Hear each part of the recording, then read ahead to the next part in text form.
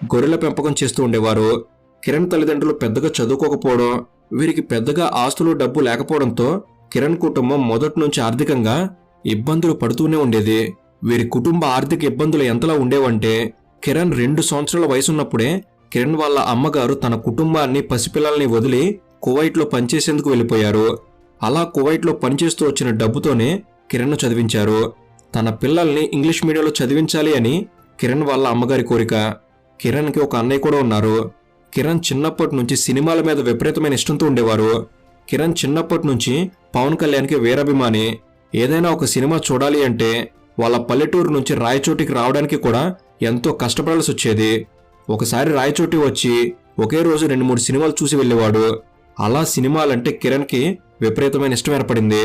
సినిమాలంటే ఇష్టమైతే ఉంది కానీ సినిమా హీరో కావాలని మాత్రం ఏనాడు కోరుకోలేదు.